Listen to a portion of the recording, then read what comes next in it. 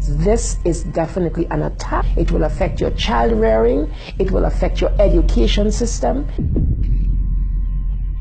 This is instructions for the teacher in the classroom to ask her or his students, how do people express their sexual feelings? Oral sex, masturbation, anal sex, massage, holding hands, touching each other's genitals, saying, I like you. It is pornography men, especially on the House floor, did not want to look at. We couldn't show this on the television news, but yet we want our 4th grade children to be looking at this book. The World Health Organization standards for sexuality education in Europe actually suggest that children ages 0 to 4 should be given information about masturbation and given the right to explore their gender identities. For ages 4 to 6, children should be taught about same-sex relationships and respect for different norms regarding sexuality. Some of the objectives of the UNESCO Sexuality Education Guidelines include teaching children at age 9 about sexual stimulation and the definition and function of orgasm, and at age 15,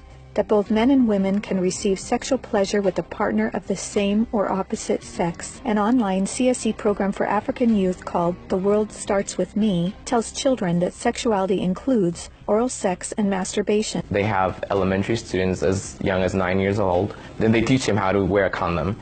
And they have this plastic genitalia, and they even have young girls. They're teaching them how to put a condom on a male genitalia and boys how to put a condom on a woman genitalia without the knowledge and consent of the parents. They're giving them handouts, negotiating sexual encounters with other students.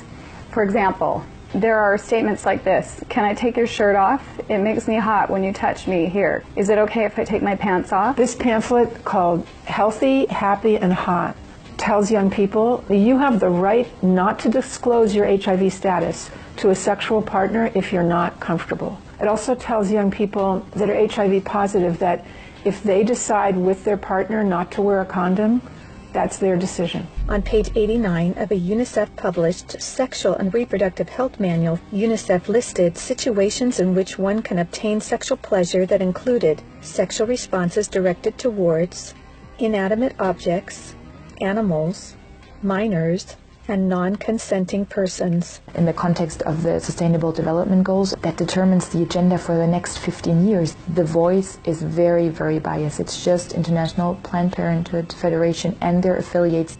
It's All One, however, like most CSC programs, is really just cleverly disguised abortion rights, sexual pleasure education, masquerading as human rights, gender, and sexual and reproductive health education. It aggressively promotes abortion.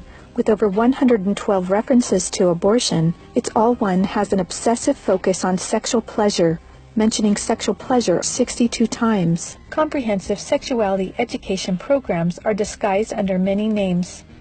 They may be called comprehensive sex or sexual education, education on human sexuality, reproductive health education, information on sexual and reproductive health, family life education, teen pregnancy prevention, rape prevention, anti-bullying programs, HIV/AIDS prevention, and sometimes even abstinence or abstinence plus education. One of the handouts that concerns me the most is called The Genderbread Person. They teach that gender is a spectrum, that you can choose to be whatever you want. Say no to CSC! Say no to CSC! We've got to stop it.